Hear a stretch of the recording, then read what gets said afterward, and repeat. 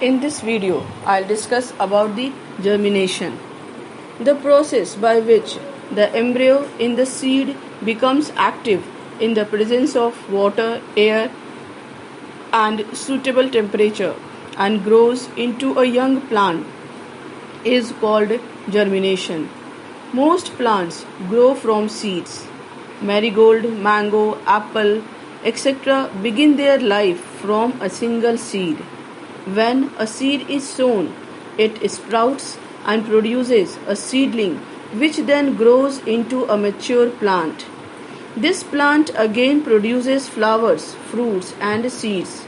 Some plants, like wheat and marigold, produce seeds only once in a year and die out, while others continue to produce seeds for many years, such as mango, apple, etc. The upper larger part of the maize grain is called the endosperm. It stores starch. Surrounding this is a protein-rich layer called a neuron layer. The lower portion of the cotyledon, the endosperm, is separated from the cotyledon by an epithelial layer. The cotyledon contains the embryo made up of the radicle and plumule. The radicle is surrounded by a protective sheath called coleorhiza. The plumule is covered by a sheath called coleoptile. In the case of the maize grain, the endosperm stores the food and not the cotyledon. There are two types of germination. First, epigeal germination, and second, hypogeal germination. So first, let's discuss about the epigeal germination. The type of germination in which the cotyledons are pushed above the soil is called epigeal germination. Epi means above and geal means soil or ground. Next, hypogeal germination. Type of germination in which cotyledons remain in the soil is called hypogeal germination.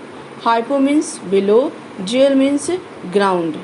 In this type of germination, the cotyledons remain in the soil. Clear? Now, next.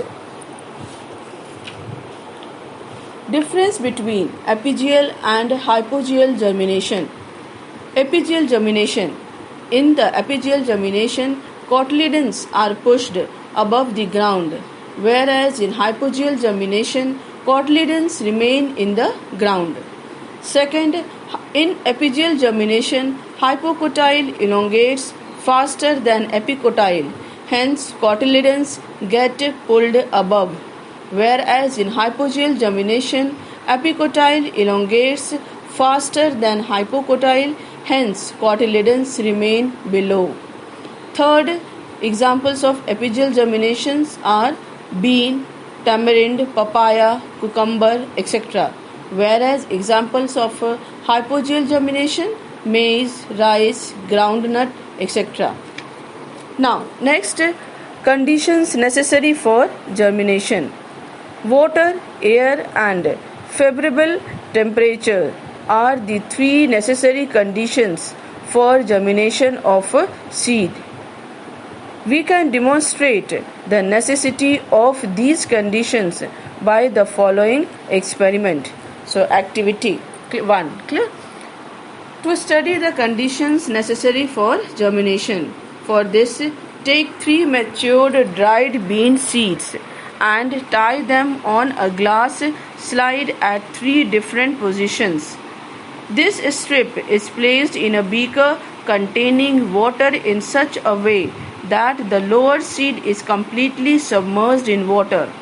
The middle seed is partially submerged inside the water and the top seed is kept above water. The third seed is above water level in air only. This setup is left in a warm place for few days. It is observed that the middle seed shows germination and gives out radicle and shoot with leaves. The top seed shows no growth and the bottom one shows negligible growth. The middle seed gets fully germinated due to the fact that this seed has all the favorable conditions required for germination. What are the conditions? Like air, moisture and warmth. Warmth means we can say favorable temperature necessary for germination. The seed above the water receives no moisture, hence does not germinate. The seed immersed in water receives too much moisture and very little oxygen, hence it also fails to germinate.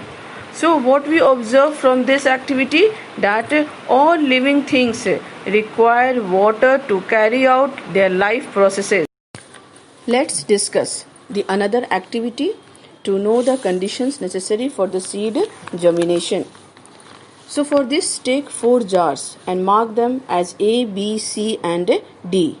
Put some dry cotton wool and a few bean seeds in each jar. Then in first jar A, it is kept inside the laboratory. It gets air and right temperature but no water. Jar B, add water to jar B, which has been boiled and cooled so as to submerge the seeds. Put a few drops of mustard or coconut oil over the surface of water and leave it in the lab. The seeds of this jar get sufficient water and correct temperature but no air. Jar C, pour some tap water in this jar so that the cotton wool gets moist and leave this jar too in the lab. The seeds of this jar are provided with all the 3 conditions for germination. Conditions like air, water and suitable temperature. Jar D, pour some tap water in this jar too so that the cotton wool gets moist. Put this jar inside a refrigerator. The seeds of this jar get air and water but not the appropriate temperature. After 2 to 3 days, it was found that only the seeds in the jar C got germinated. This is because this jar fulfilled all the 3 conditions necessary for germination, namely air, water and suitable temperature.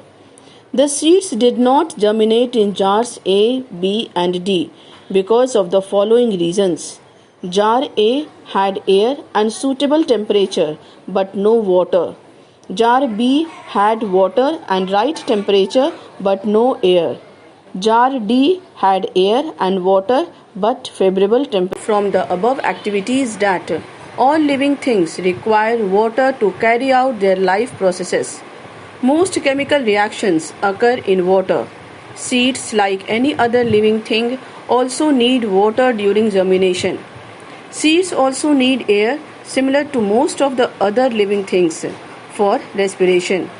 The oxygen present in the air is used to oxidize the stored food and thus release energy. This energy is required for the growth of the embryo. A suitable temperature is necessary for all chemical activities assisted by enzymes. The enzymes are inactive at low temperatures and gets destroyed at higher temperatures. The enzymes act best at a temperature between 35 degrees Celsius and 40 degrees Celsius.